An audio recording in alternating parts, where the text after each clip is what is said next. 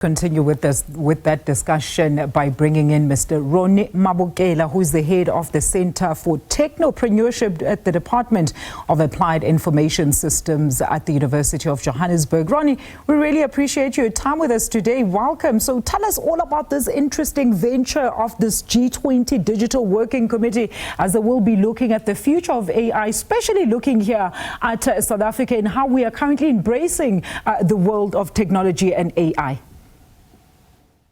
Thank you so much, and also let me greet all the viewers at home. I think today's meeting, the one that happened at Gqeberha, it's actually a historic moment, part of the historic moment. Looking at this, especially in two folds. The first fold could be looking at the global platform and also leveraging the local leverage. The G20 gives South Africa actually a seat at the table to actually influence the global digital policy while aligning with the domestic priorities within the country.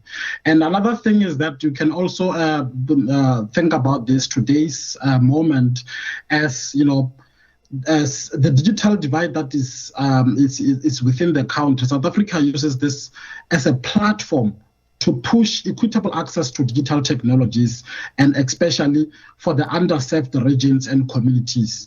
We might understand that we have a lot of, underserved communities where we've got a lot of challenges from an infrastructure point of view. But this is, this is from an Africa's championing voice. South Africa will actually play a unique role in bringing attention to the digital infrastructure gap and also ensuring that the need for inclusive innovation across the continent.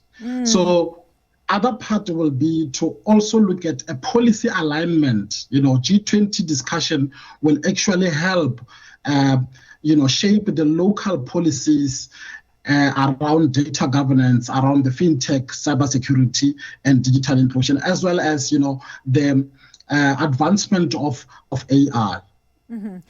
Very interesting that you mentioned that, Ronny, because I'm sure you also heard in that clip preceding our interview. I mean, South Africa still has largely those underserved areas, namely your rural areas and some areas that still do not have access to the digital world, meaning we are moving ahead at a fast pace, but we're always forgetting those that still actually reside in those areas. So how will it actually help to actually bridge that digital divide between urban as well as a rural population, you think?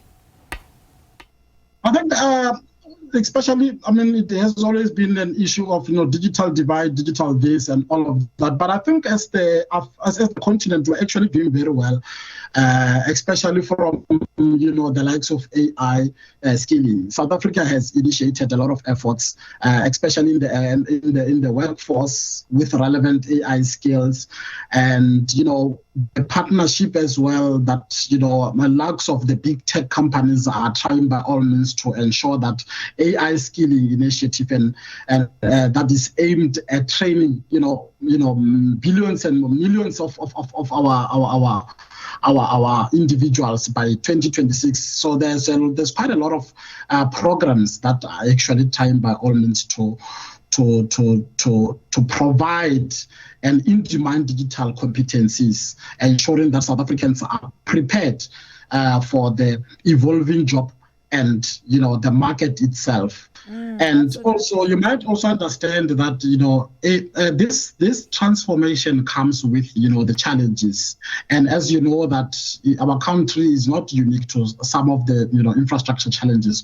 We will overcome that, but I think this sitting or this summit will actually come in handy for our country in terms of moving and also pushing the digital divide and ensuring that we address the challenges that are within the technological challenges.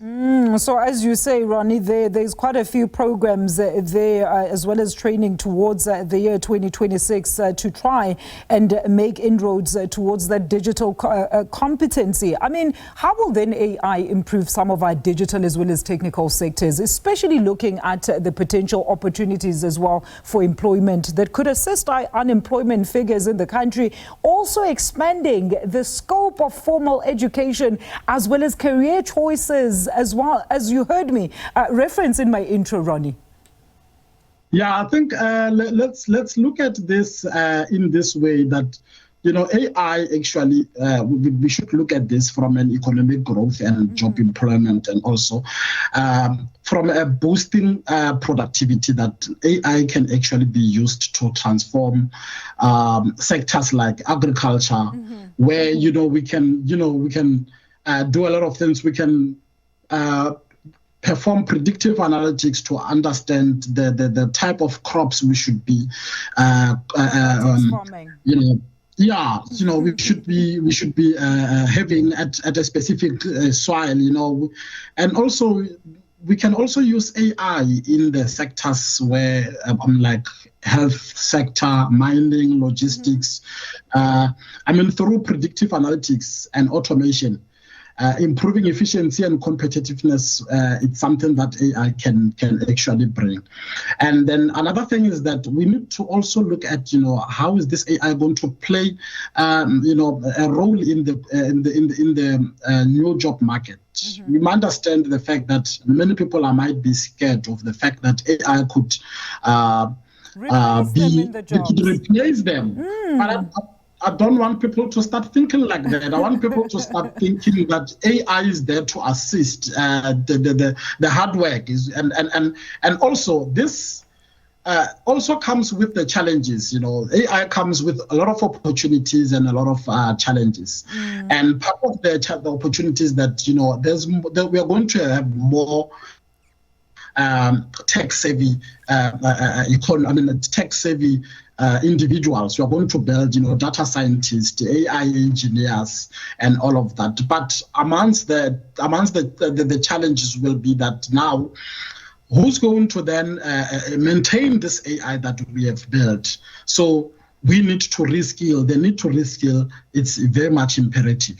But Ronny, let's talk about that. How do we then, or companies, start posturing AI or in the embracement of AI as not a tool or a route to actually replace warm bodies on the chairs, for lack of a better term? Because a lot of people are scared, as you said earlier, that AI could possibly actually replace them. I was actually seeing some ads there where they were saying these robotics are coming into play in China. You're seeing even some are saying that they are in the process of creating a robot that could actually bear children. So it's quite concerning for some people, because we sound like we're being replaced as the human race. I think it's also the education behind this revolution of AI. It's very crucial. In as much as we are talking about the deployment of these AI technologies, we should also be cognizant of the human mindset. How we approach it is very important. So I know that there's quite a lot of upskilling that we need to upskill. We need to bridge the gap. In as much we are doing that, we shouldn't forget that the human element can, the human mindset, it can think of something different.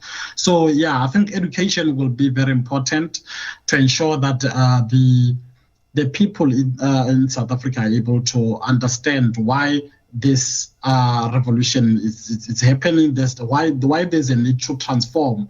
And again, if you think about this, think about the hard labor that people used to do.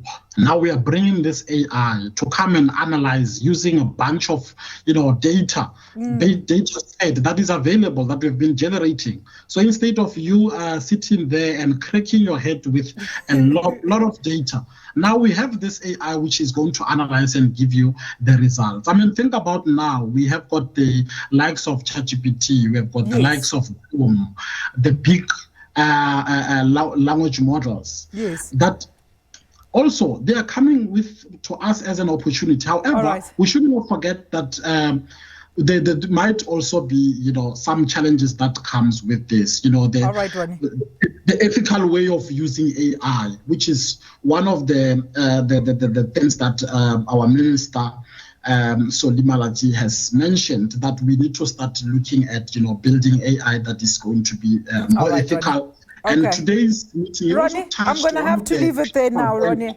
Unfortunately, we're out of time. I've gone way over with our conversation. Thank you so much, Ronny, for your input there. That is Mr. Ronny Mabokela, the head of Technopreneurship Center at the University of Johannesburg.